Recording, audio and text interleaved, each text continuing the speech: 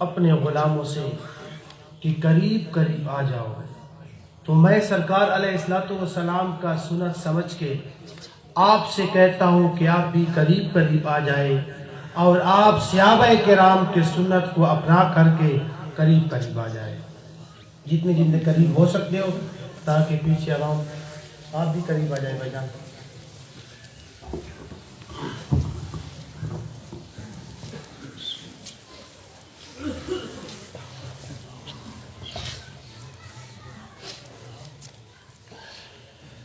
الحمدللہ رب المشرقین ورب المغربین، والصلاة والسلام علی جد الحسن والحسین، اما بعد فاعوذ باللہ من الشیطان الرجیم، بسم اللہ الرحمن الرحیم۔ ان اولیاء اللہ لا خوف علیہم ولا هم یحزنون، صدق اللہ العظیم۔ ان اللہ وملائکتہ یصلون علی النبی، یا ایہا الذین آمنوا صلوا علیہ وسلموا تسلیما۔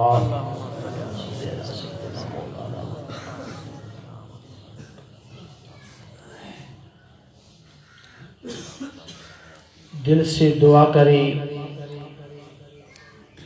کہ اللہ رب العزت مرحومہ کو جنت الفردوس عطا فرمائے اور رب کائنات اس کی قبر کو جنت کے باغیچوں میں سے ایک باغیچہ بنائے۔ آج میرا دل چاہتا ہے کہ آج میں آپ کو سلطان باؤ کا واقعہ بیان کروں۔ کون سلطان باؤ؟ ہم بیعت کرتے ہیں پیروں سے، سلطان باؤ وہ شخص گزرے ہیں کہ جس نے بیعت کی خود رسول اللہ سے۔ آپ خود بیان کرتے ہیں کہ ایک مرتبہ میں جنگل میں جا رہا تھا، ایک روشنی چمکی، کیا دیکھتا ہوں کہ اس روشنی میں ایک جوان ہے، گھوڑے کے اوپر سوار ہے، چودھویں کی چاند کی طرح اس کا چہرہ ہے۔ اس نے مجھے اپنے پاس بٹھایا، میں نے کہا تو ہے کون؟ اس نے کہا کہ میں علی المرتضیٰ ہوں، شیر خدا ہوں۔ مجھے پیچھے بٹھایا، رسول اللہ صلی اللہ علیہ وآلہ وسلم کے برگاہت میں پیش کیا تو رسول اللہ نے مجھے خود بیعت کر دیا۔ کہتے ہیں کہ جب آپ بیمار ہوئے، مریدوں نے ایک حکیم کو بلایا۔ حکیم کو کس طرح بلایا؟ مرید بازار میں چلے گئے، مریدوں کو مسلمان حکیم نہ ملا، آپس میں کہنے لگے کہ چلتے ہیں ایک ہندو جو حکیم ہے اس کے پاس چلتے ہیں۔ میرے دوستو، جب مرید ہندو کے پاس پہنچ گئے، جو حکیم بھی تھا، ڈاکٹر بھی تھا، اس نے کہا کہ میرے والد کی یہ نصیحت تھی کہ بیٹا ہر کس کے پاس جانا لیکن سلطان باؤ کے پاس نہ جانا، اسی لیے کہ جو سلطان باؤ کا چہرہ دیکھ لیتا ہے اس کے زبان پہ کلمہ جاری ہو جاتا ہے۔ یار مزہ نہیں آتا؟ سبحان اللہ۔ جن کو سمجھ آ رہی ہے وہ کہو سبحان اللہ۔ وہ حکیم کہنے لگا کہ میں نے اپنے والد سے سنا ہے کہ جو باؤ کا چہرہ دیکھ لیتا ہے اس کے زبان پہ کلمہ جاری ہو جاتا ہے، لہذا میں نہیں جا سکتا۔ ہاں، اس کا پیشاب میرے پاس لے آؤ، چھوٹا پیشاب میرے پاس لے آؤ۔ کہتے ہیں کہ جب حضرت سلطان باہو رحمت اللہ علیہ کا چھوٹا پیشاب شیشے میں بند کر کے اس حکیم کے پاس لے آئے جو مسلمان نہیں تھا، ہندو تھا، اس ہندو حکیم نے جب سلطان باہو کا پیشاب دیکھ لیا تو اس کے زبان پہ کلمہ جاری ہو گیا اور کہنے لگا کہ جس کا پیشاب تم میرے پاس لے آئے ہو اس کا دل تو اللہ کے خوف سے ٹکڑے ٹکڑے ہو چکا ہے، لیکن میں حیران اس بات پہ ہوں کہ دل ٹکڑے ہو چکا ہے، وہ پیر بھی زندہ ہے جس سے یہ ثابت ہوتا ہے کہ سلطان باہو بھی حق پر ہے، اس کا خدا بھی حق پر ہے۔ اب حق چلا رہے تھے، حل چلا رہے تھے، ایک بارات کو دیکھا، بارات والوں نے کہا کہ احمد پور کو کون سا راستہ جاتا ہے، احمد پور کو کون سا راستہ جاتا ہے؟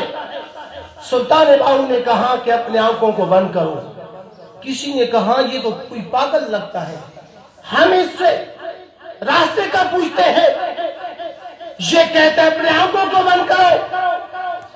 میرے دوستو، جب ان بارات والوں نے آنکھیں بند کی سلطان باہو کے کہنے پر اور فرمایا کہ اب کھولو، جب بارات والوں نے آنکھوں کو کھولا تو سامنے گنبد خضرا تھی، رسول اللہ کا روضہ تھا۔ سلطان باہو نے کہا کہ ہم تو صرف اس احمد کو جانتے ہیں، اس کے سوا کس کو نہیں جانتے۔ لیکن آخر میں یہ بھی عرض کروں کہ یاد رکھے کہ کمی وہاں سے نہیں ہے، کمی یہاں سے ہے۔ جو بزرگ لوگ بیٹھے ہو، آج اسٹیج پہ کہتا رہتا ہو، پین کی جنگ آپ کو یاد ہوگی، ایوب خان کا دور تھا، ایک لاہور کے ساتھ ایک جنگل ہے جس کو چانگا مانگا کہتے ہیں۔ ایک کمبار قسم اٹھا کے بیان کرتا ہے کہ میں اسی جنگل میں جا رہا تھا، اچانک ایک روشنی چمکی، میرے پاس ایک گڈھا تھا، اس کے اوپر 2 بوریاں تھی، وہ ڈرا اچھلا، وہ 2 بوریاں گر پڑی۔ میں بڑا پریشان ہو گیا کہ یہ جنگل ہے، میرے ساتھ کوئی بھی نہیں، پتہ نہیں کیا بنے گا۔ وہ کمبار کہتا ہے کہ ایک اور روشنی آئی، وہ بھی گزر گئی۔ جب تیسری روشنی آئی تو میں روشنی کے سامنے کھڑا ہو گیا، کیا دیکھتا ہوں کہ اسی روشنی کے اندر ایک جوان ہے، چودھری کی چاند کی طرح اس کا چہرہ چمک رہا ہے۔ میں نے کہا کہ میرے ساتھ امداد کر۔ وہ شخص گھوڑی سے نیچے نہیں اترا، تلوار کے نوک سے دونوں بوریوں کو اٹھا کر میرے گدے کے اوپر رکھ دیا۔ میں حیران ہو گیا کہ اتنی طاقت آج تک میں نے نہیں دیکھی۔ میں نے کہا تو ہے کون؟ اس نے کہا کہ میرا راستہ مت روک، میں یہاں کا نہیں ہوں، میں مصطفیٰ کے مدینے کا ہوں۔ وہ کمبار کہتا ہے کہ جب میں نے مدینے کا نام سنا تو میں تو تڑپ اٹھا۔ میں نے کہا کہ تجھے گنبد خضرا کا واسطہ، مجھے یہ بتا کہ پہلے جو گزرا وہ کون تھا، دوسرا جو گزرا وہ کون تھا، اور تو کون ہے؟ اس نے کہا کہ میرا راستہ مت روک، سن، پہلے جو گزرا وہ حسن تھا۔ یار اب بھی نہیں بولتے ہو؟ پہلے جو گزرا وہ حسن تھا، دوسرا جو گزرا وہ حسین تھا، میں ان کا باپ علی المرتضیٰ جا رہا ہوں۔ مدینے میں محبوب کریم علیہ السلام کی کچہری لگی ہوئی تھی۔ محبوب کریم علیہ السلام نے فرمایا پاکستان میرے نام پہ بنا ہے، اور وہ بدبخت کہتے ہیں کہ ہم بادشاہی مسجد میں شراب پیئیں گے۔ آج ہے جو کوئی پاکستان کو بچائے؟ تو امام پاک کھڑے ہو گئے، عرض کرنے لگے نانا جان کسی بات کی فکر کرتے ہو؟ کربلا میں دین کو میں نے بچایا تھا، پاکستان تیرے نام پہ بنا ہے تو پاکستان کو میں بچاؤں گا۔ کہنے کا مقصد یہ ہے کہ کمی وہاں سے نہیں ہے، کمی یہاں سے ہے۔ جب غازی علم دین نے اس ہندو کو ٹھکانے لگایا اور اسی میاں والی جیل میں آ گئے، میں منبر رسول پہ بیٹھ کر حلفاً کہتا ہوں کہ میں نے خود ہی پڑھ لیا ہے کہ جس کوٹڑی میں غازی علم دین شاد تھے اسی کوٹڑی سے جنت کی خوشبو آتی تھی۔ کہتے ہیں کہ جس رات غازی صاحب کو ان بدبختوں نے تخت دار پہ لٹکایا اور آپ کو لوارس قبرستان میں دفن کیا گیا، ہنگامے مچ گئے، آپ کو لوارس قبرستان میں دفن کیا گیا۔ علامہ اقبال نے کیس لڑا، جب علامہ اقبال جیت گئے، غازی صاحب کے لحد کو جب کھولا گیا، یقین کیجئے کہ ایسے خوشبو آئی کہ پورا میاں والی خوشبو سے مہک اٹھا۔